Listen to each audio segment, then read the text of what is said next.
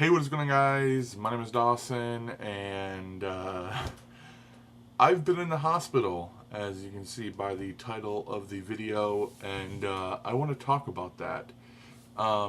So, this video is going to be pretty long. It's a pretty long story, but I feel like I want to talk about it, and I want to get off my chest, and I want to put it on YouTube, and I want people to, I guess, learn from my mistakes and learn from me, maybe. Also, this video is going to be a little bit TMI, so if you're not into that kind of stuff, if you're not into some stuff that might be a little bit gross, then don't worry, click off the video. I'm not going to get mad.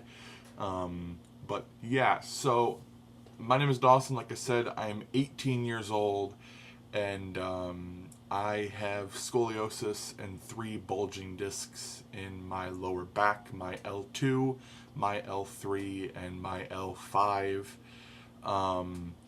I am 6 foot 8 inches, and I weigh about 360 pounds. And my hospital visit was pretty crazy, to say the least. So I gave all the information right in the front, but I will say it during the video too, during the story, because I'm going to say it kind of how I found out, or how I remember I found out. But yeah. So for a few weeks, a few months, I have been having regular back issues where I've been throwing my back out pretty easily, have been having lower back pain, and have been having difficulty moving around and doing things that used to come fairly easy and with a lot less pain. So it's fall season, at least it was a few weeks ago. Now here in Michigan it is snowing, and that's fun because I love the snow. But a few weeks ago, it was fall season. I was raking my grandmother's yard, who lives right next door. She is 92 years old and has a lot of health issues herself, so obviously she can't rake her yard, and they were willing to pay me a hefty sum of money to do it, and I was not going to shut them down on that offer, or turn them down on that offer, so I did. I raked the entire yard, and for 18 years old, this was the first time I raked a big yard like this. My yard is pretty small, and the big tree that used to produce the most amount of leaves was cut down about 5 years ago. So we haven't really had much to do with when it comes to yard work, and usually next door they've either paid people to come do it, or other family members have done it themselves. I'm not a very active guy. I don't go to the gym. I don't hike. I don't do much. The most activity I really get is doing yard work and my daily or bi-daily walks I used to do. I used to walk about a mile a day, which for me, and my pain level was pretty good. So yes, I was raking the yard. I had a lot of pain. I was bending down a lot. I wasn't bending with my knees. I was bending with my back. I was lifting a lot of stuff that I shouldn't have been lifting. I was doing a lot of work that I really shouldn't have been doing. And it took collectively about 5 hours to do. And in the first half hour was when the back pain started. So the back pain was already pretty bad then. By the end of it, I was almost all the way hunched over and almost in tears from how much pain I was in. But I wanted to get the job done because, like I said, they were going to pay me quite a bit of money. At least for me, they weren't going to pay me like, $500 or a grand. They were going to pay me, an amount of money that I really wanted and needed. For my little brother's birthday and for Pokemon Sun and Moon, because I'm that kind of guy. So I did all that, and that didn't really help, and my back was hurting quite a bit for the next few days. and subsequently the next few weeks. And then my aunt, so basically my great grandma, the one that I said I raked my yard, she had a stroke about 3 years back, and she hasn't been able to take care of herself. So my family comes in, her kids come in every week and take care of her. And my grandma and my aunt went to buy bird seed because they are the crazy bird ladies with all the animals, the squirrels, chipmunks, the birds. They have all the bird feeders and everything. So they went and bought a bunch of bird seed, and of course it had to be on sale, so they got all the bird seed. And I think in total it was like 600 pounds of bird seed, and I was carrying two 50-pound bags or two 25-pound bags at a time, which, you know, you'd say is not a lot, but for me, for a person who really doesn't know how to lift properly, I was not lifting properly, and I moved a lot of birdseed, and my back was already hurting that day. My aunt already expressed a little bit of concern about that because she asked me if my back was hurting before I did it. I said yes, and she said, no way, we're not doing it. But I said, no, we have to, because I'm the only person around that can do it, so we better just get it out of the way. We did it. My back was hurting, but it wasn't too bad.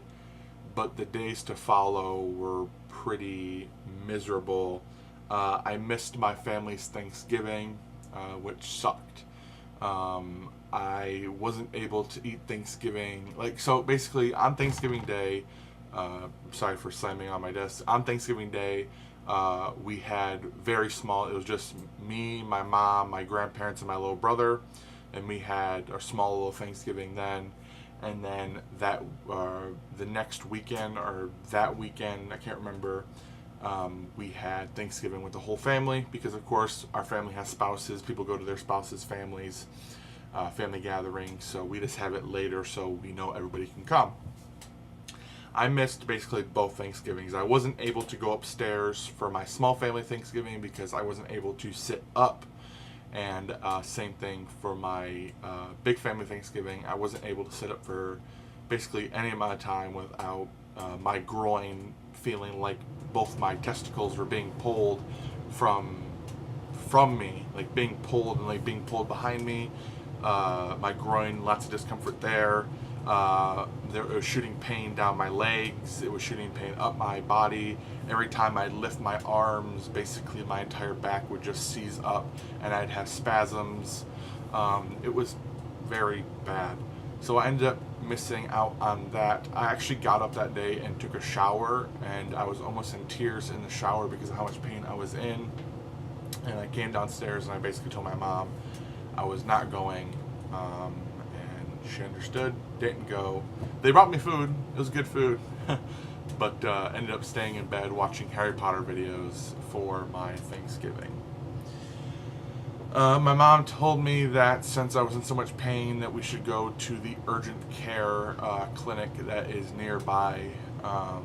And I said okay. And about 2 days later, after we scheduled, of course you don't schedule urgent care, but after we scheduled ourselves that we were going to go, we finally went on that Monday, which I think Thanksgiving was on a Saturday. We went that Monday after my mom got out of work. So we went to urgent care, we walked in, we were going to sign in, and they said, do you have your ID? Because of course I'm 18, and I was in so much pain I completely forgot my ID at home, so we had to turn around, go back home. I had to go get my ID, go back to urgent care, sign in, and then proceed to sit there for about an hour and a half in excruciating pain. And I finally told my mom I need to stand up and walk around because, again, my groin was in intense pain, my back was intense pain. I thought that I was going to start having spasms. I was just hunching more and more and more, which I already hunch, which, again, I'll tell you later, we are trying to correct now because of problems. I went and asked the desk lady how long it would take before I would go back, and she told me that there was 3 people ahead of me, which usually wouldn't be a problem, but I said, no way, I can't wait this long. I've already been waiting this long. So I told my mom that I am leaving and that we are leaving. And I walked out the door. She came and said they have a bed for me to lay down in. I said that's not going to help. It's just I wanted to leave. And by the time I got to the car, I was almost to my knees, how much I was bent over, because I was trying to release pain in my back. And when I got into the car, my back started spasming. And if you don't know what a spasm is, think of kind of like tetanus. If you ever had tetanus, or if you know what tetanus is, your back arches up, your muscles kind of tense up and spasm. It basically feels like somebody's taking a knife and putting it into your lower back and just turning the knife over and over again. That's how I can explain how it felt.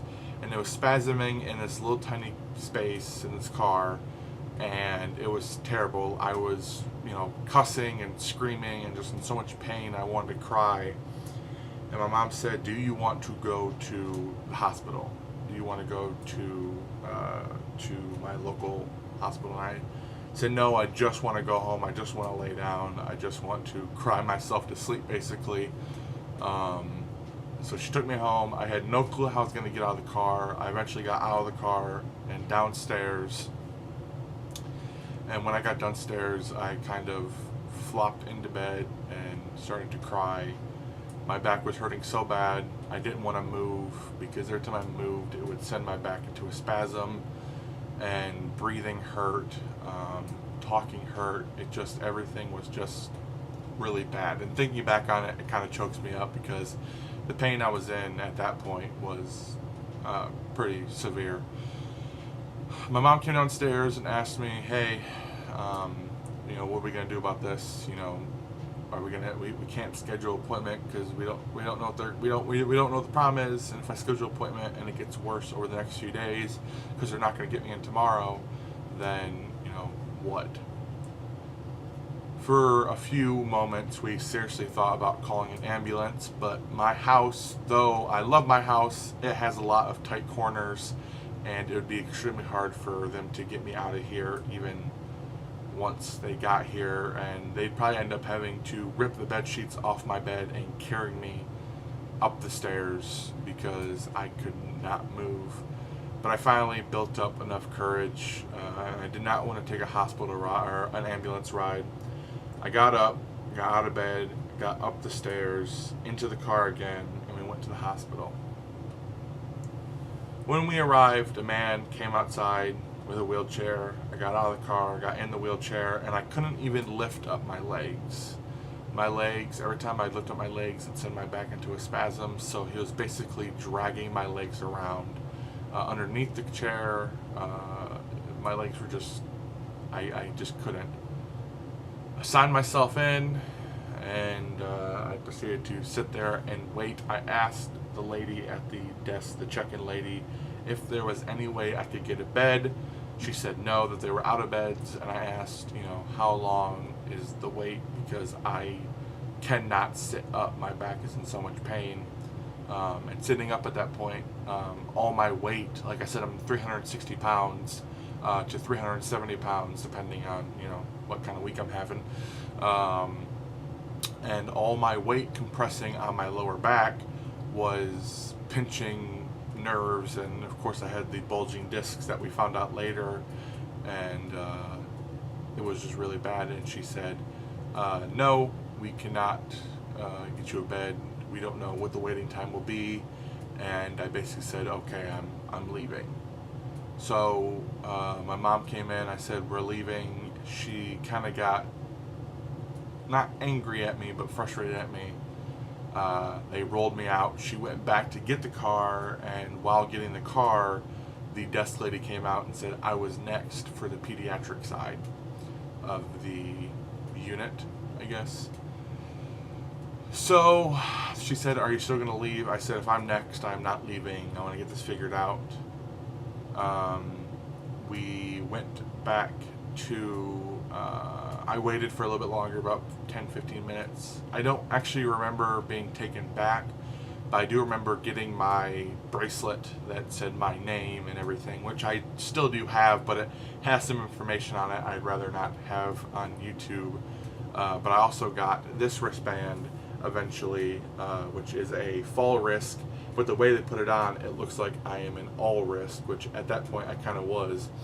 But I do keep this fall wristband on, and you can see the bruise from my IV. I have a few bruises where they put some needles in, but you can see the bruise on my hand where my IV was, and I can tell you later why that bruise is there. But yeah, I waited 15 minutes. It took me back. My doctor came in and he started, poking and prodding at me, seeing what the problem was. He had me stand up and walk, and he could obviously see that there was a problem. But at that time, they had no rooms, and they had no rooms in the quick stay, which what quick stay is a place where they would bring in a patient for 24 hours waiting for a room to open up, or seeing if they could diagnose the problem and fix it within that 24 hours and then send that patient home. So they set me on a gurney out in the middle of the hallway where the nurse's station was, and just kind of left me there for what I'm assuming to be a few hours. I was kind of in and out because they gave me a medication that was supposed to relieve the pain in my back. It was a muscle relaxant, and it was also something that would make me kind of drowsy. It did not take the pain away at all, but it did make me sleepy, so I kind of was a little bit drowsy and out of it and sleepy. So I don't really know the time I was sitting there in the hallway, but I believe it was about an hour and a half to 2 hours just sitting there, or laying there. Finally, they got a room open for me in quick stay. I was taken to my room, which I guess was in eye view or bird's eye view or whatever. It was just right across from me, I guess, from where I was laying. And it was this little room. It was probably 20 by 20 or 20 by 10. It was very small. It was enough for a bed, a chair, and all the equipment behind me in the back. And there's a little TV mounted up in the corner, but I wasn't watching much TV. I was pretty much just listening because I couldn't move. Even right now, just sitting in this chair, sitting upright, it doesn't hurt that bad, but I can feel my back starting to ache a little bit. But hey. So they gave me my IV in my hand, in the top of my hand, as you can see the little red mark right there. And they started pumping me with fluids and different kinds of liquid narcotics to relieve the pain, because they were trying to give me everything and anything within a limit to try to relieve the pain. Nothing did. They even gave me medication that was stronger than morphine, which morphine is one of the strongest drugs out there, and they give it to people dying from cancer to relieve their pain, or at least relieve some of their pain, and it was doing nothing for me. Something stronger than morphine did nothing. I was basically drowsy and sleepy and just out of my mind for the next few days. And of course, stuff happened within those few days, but we'll get to that. So they were pumping me with fluids. I was not allowed to eat anything, basically, because they had an MRI scheduled for me. And we basically said, when an MRI is a giant machine that you are put in, it's like a sphere. It's super claustrophobic. It's very loud. And you have to lay on your back. And at that point, I could only lay on my left side. And I can lay on my back now just fine, but I still can't lay on my right side, or it kind of triggers some major back pain. I don't know why that is. We're working on it, but at that point in the hospital, I could only lay on my left side, and to kind of not relieve the pain, but that's the only side I could lay on. I just didn't want to move. So they basically said that they would have to knock me out. That was the only option, was to knock me out, because they need to see with this MRI what was going on. So I went into the MRI room. Or I guess actually before this, they actually wanted to get X-rays of me to see if I broke anything, or twist anything the wrong way, or fractured anything, whatever it might be. And I needed to stand I needed to lay on my side, which was just fine, and I also needed to lay on my back. So one out of the three positions they needed me in, I could not be in. So they could not get a clear picture of what was going on in my back, since they could only get one on me and my left side. So that's why they scheduled the MRI. So I went in, they gave me the mask, and I started breathing it in. They gave me an oxygen mask because my breathing was not that great. And then they started pumping me with the gas, and I started feeling pretty good. They were asking me questions, and I was answering them. I honestly could not tell you what I was telling them, but I do remember being on my back. I remember them flipping me on my back with no pain at all, and them talking to me, asking me questions, and then nothing. And the MRI takes about an hour, so I was knocked out for over an hour, probably about an hour and a half, I would say. They take you to the place where they want you to wake up. They want to make sure you wake up from the anesthesia. Anesthesiologist, but it's not anesthesia. Yeah, it's anesthesia. Sorry, I'm trying to I'm still out of it a little bit because of the medication I'm on. It kind of makes me a little bit foggy. But I started waking up, and I woke up, and I was kind of in and out of it, and I noticed that I had blood all over me, and that concerned me. And the nurse that was checking my vitals and stuff said that there are 3 reactions that people have coming out of anesthesia. 1, they come straight out of it, they just wake up and they're fine. 1, they're a little bit foggy, a little bit sleepy, they're kind of in and out of it. And then 3, they're super violent and super angry. And guess which one I was? I was the angry one, and I took my IV and I ripped it out, and that's when blood started spraying everywhere and on me.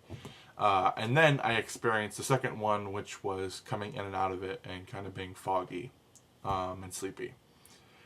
But eventually I woke up enough where they felt that I was safe enough to go back to my room. They processed my MRI overnight, and the next day I remember waking up to the voice of my doctor saying that I have 3 bulge discs, my L2, L3, and L5, which is in my lower back. Which they're just little discs, or not little discs, they're discs that sit on top of each other, and 3 of them were bulging out. They weren't ruptured, they were just bulging, which still causes intense pain and can cause nerve pain too, pinched nerves. And they also said that my lower back has a minor case of scoliosis, which, if you don't know what scoliosis is a curvature of the spine, which they said had nothing to do with my bulge discs. It's just that they found out at that same time that I did have scoliosis, and they have to monitor that because it could get worse in the future. So yeah, scoliosis. Everybody has scoliosis. Everybody's spine is not perfect. Everybody has some type of curvature of the spine. It just so happens that mine is a little bit worse and something to watch out for. They had me on oxygen. They had me on heavy medications to try to relieve the pain as much as they could. And they finally opted to do a steroid injection into my discs, into my spine, just so they could relieve the pressure of the discs and hopefully relieve the back pain. We were told that it was going to be a pretty instant thing, that it would take maybe an hour or 2 to set in. No, it takes about 3 to 7 days, depending on, the medication and how your body takes to it. Now, for this procedure, you had to lay on your stomach. At that point, I couldn't lay on my back, I couldn't lay on my stomach, I couldn't lay on my right side, I could only lay on my left side. So what were we going to do? They have to do this steroid injection, and the reason they had to lay me on my stomach is because they take an x-ray machine over top of you so they can have more precision on where they're putting the steroids, so that it would have a better effect on you. So they said, and they opted for having me under some anesthesia and make me a little bit groggy and just whatever. And I would have to sit up on the table, lean as much as I could, and he would go in blind, which basically having this big needle, I'm exaggerating, it was about this size, this little needle going around your back. I could feel it kind of scraping against my bone. And he injected a few times or once, I don't remember how many times. Apparently it took about a half hour or so, but it only felt like a few minutes to me. I guess I was pretty out of it. Yeah, it took a few days to set in. It finally set in a few days ago, and I'm feeling good about that. When I say a few days ago, it's been about 4 to 5 days now that it's been fully set in, or not fully set in, but I'm feeling the effects of it. I had to be actually for my when they did the MRI, they actually cathetered me or put a catheter in because all the medication I was on not shut down, but put my bowels and my bladder to sleep. So I could not poop and I could not pee by myself. Everything was just frozen up and blocked up. So they had to put a catheter up to drain my bladder because they didn't want anything to happen there. Bowels were a different thing. I wasn't eating anything, and they're basically just pumping fluids into me with they took blood from there. They were pumping fluids into me from this, and yeah. So the catheter was in for about a day or two, and then they decided that they needed to take it out and have my bladder start waking up on its own, so I could pee by myself. So basically, the catheter is, of course, up your urethra, your penis, up your urethra into your bladder, and they have to inflate a balloon so that it doesn't come out. And you don't have you have the sensation of my bladder is full or I have to pee, but you never actually pee on your own. When your bladder is full or whatever, it just drains itself. So I had no clue I was peeing at certain points, and honestly, I asked, I can't pee, and they said you've been peeing quite a bit. And they subsequently showed me my bag of urine, and I was like, holy shit, I had no clue that was happening. They finally took the catheter out, which they had to more or less pop the balloon or deflate the balloon. It looked like I just picked my nose when I was trying to itch the inside of my nose. They deflated the balloon, took the catheter out. People that say catheters hurt, they don't really hurt. They might scrape a little bit on entry and coming out, but they do try to lube it up as much as they can while putting it in. Mine didn't hurt. It was just very uncomfortable, and it felt like I was peeing when it came out. So it came out. My dad was there. He was not so happy about that experience because it looked very painful, and yeah, it looked painful to him, but it wasn't painful. It was just very uncomfortable. My bladder was not waking up because I wasn't moving that much, so they had to straight cath me a few hours later or a day later. They had to straight cath me, which is basically just a quick catheter that comes in and out. It's kind of what Johnny Knoxville uses. If you know Johnny Knoxville from Jackass, he has to straight cath himself a few times a day to drain his bladder because he cannot pee on his own because of the stunts from Jackass. But the thing that was awkward was as I was finally on my back, and apparently my bladder, they thought it was full, about 120 of whatever it was. They had to do an ultrasound on my bladder, and they straight cast me, ended up being about 220 of whatever, it wasn't liters, but 220 something. And the lady had to sit there and hold the catheter while it was draining, And it was so awkward having a person holding a tube that is in your penis for about 5 minutes while your bladder's draining, while watching the first 48 on TV on A&E. It was very awkward and very strange, and trying to make small talk while that was happening was pretty difficult. I remember when my dad first came up, my parents are split up. They have been split up since I was about 1 or 2 years old. My dad came up, and I remember I think it was the first real day that I was there, and I was in so much pain. He came up and he grabbed my hand. He was massaging my hand, and he said, "Is there anything I can do for you?" And the first thing I told to him was, "Knock me out." And then he said, "No, I'm not going to do that. I can't do that, bud." And I said, "Well, get somebody else to knock me out." And when I mean knock out, I mean knock out, because I was in so much pain. But yeah, they straight cathed me, drained my bladder. Eventually, they got me mobile enough that my bladder woke up, and I was able to pee on my own. And I cannot tell you how hard I tried for 45 minutes straight to pee on my own, because I did not want to get straight cast. Because I was asleep when they put the catheter in the first time, so I had no clue what the catheter felt going in. I just knew how it felt coming out. 45 minutes I tried peeing with no avail. Could not pee. Just I knew my bladder was full, but the muscles just didn't work. Yada yada yada. Went on. Like I said, I was in short stay. And I was only supposed to be there for 24 hours. I ended up being there for 5 days in short stay before they finally got me my own room. Also, they gave me an epidural, which an epidural is what they give pregnant ladies to dull the pain of giving birth. And the epidural didn't even work. I was in a lot of pain. So, yeah, they get me in my own room. I was pretty comfortable then. I had physical therapy, PT.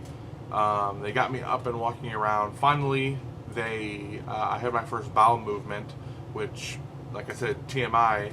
But I didn't eat much, so it wasn't much. But I had to have a bowel movement before they released me, because they didn't want to make sure that any complications were done to my bowels because of the medications they gave me, because I was not going to get a vasectomy bag, or I think it's called a vasectomy bag where it's basically a poop bag that's outside of your body because your bowels do not work.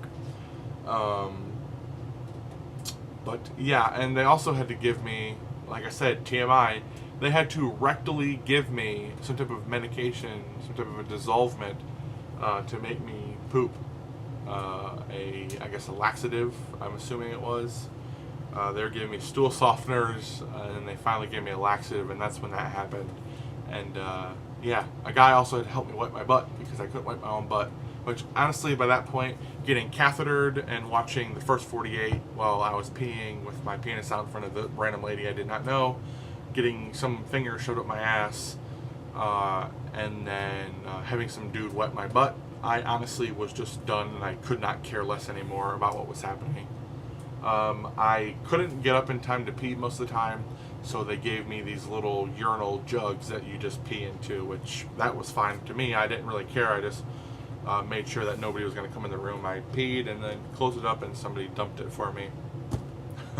But I got my own room, got my own my own big room. And let me tell you, being inside the nurses' station, being inside short stay, it was very loud and very noisy almost all the time. But I was their longest patient they ever had. There was a lady there by the name of Lainey. And Lainey, I loved Lainey. She was great. She was awesome. I loved her. I was her longest patient she's ever had there, because they never were able to make connections with their patients. They were in and out within 24 hours or 48 hours, and that was it. And we got to know each other pretty well over those 5 days. And I miss Lainey. I really do miss Lainey. She actually gave my mom a hug, because she was the person that took me up to my room, because she liked me. She was cool. But she gave my mom a hug. I remember being coherent enough to remember the hug. But yeah, they also gave me some drugs when they were moving me, because there was lots of bumps and elevators and stuff like that.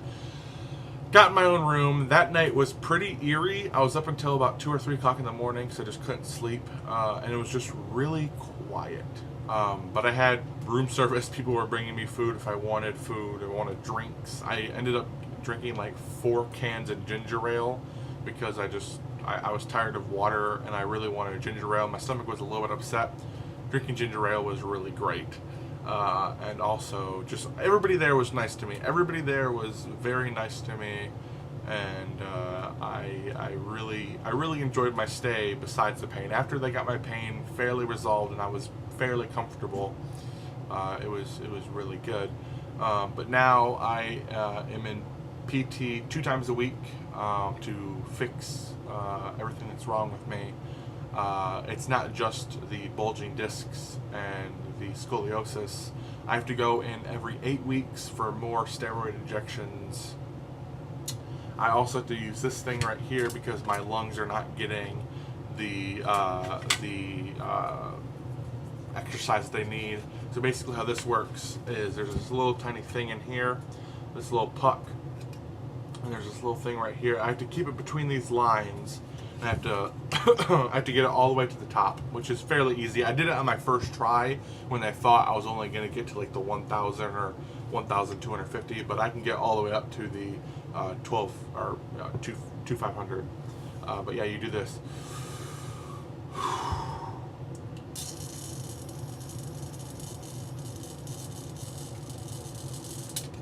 And that's supposed to get as much oxygen into the lungs and inflate the lungs as much as possible because they were worried that my lungs were going to collapse. And also they were worried that I was going to get pneumonia because with pneumonia, it could kill me. Pneumonia could kill you, but it could also, all the coughing could damage my back even more. So that's why they took more x-rays even in the hospital to make sure that I was not developing pneumonia, which I wasn't, but they did notice that I was starting to get a little bit of something in my lungs, and that's why they had me start doing breathing treatments, and they gave me oxygen also for a few days.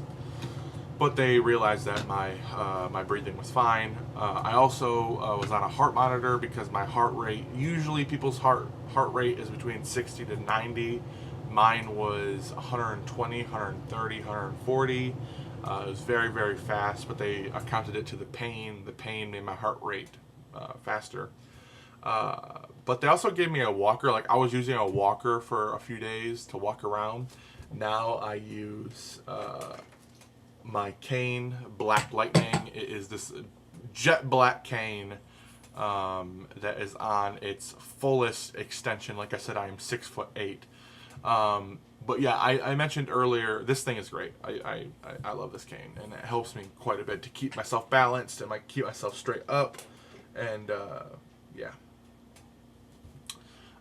Sleeping on my left side a lot actually really messed up my hip.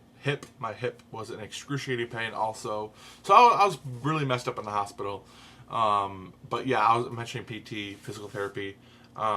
Because of all my growth spurts, I was in physical therapy when I was younger, but they couldn't really help me because when they would correct stuff, when they would try to stretch me out, make sure I was limber and I was flexible, I'd go through another growth spurt, and all my tendons would tighten back. All my tendons and muscles would tighten back up again. So they'd take me out of PT, and I never followed back with. I never did the exercises that they gave me. The little exercises, the little stretches that they gave me to do, and I never followed back up after all my growth spurts were done. So I'm basically very weak everywhere. I'm very weak in my hips, I'm very weak in my knees, my calves, my ankles, and basically I can sum it up in this. When the doctors saw my x-rays and my MRI, they thought that I was a 60 to 80-year-old man. But when they found out I was 18, they had to immediately figure out and fix the problem, because later on in life I could even have even more problems. I already hunch. I have a hunch. I live in a world that is basically not built for me. I'm always ducking. I'm always hunching down. But I have to remember to keep my shoulders back, my head up high, and to embrace my tallness, because I'm going to live with it for the rest of my life, and I don't really want to live in pain. There's lots more that happened during my hospital visit, but of course I cannot remember everything because I was under pretty heavy drugs. But let me tell you, sitting up and watching the first 48, watching,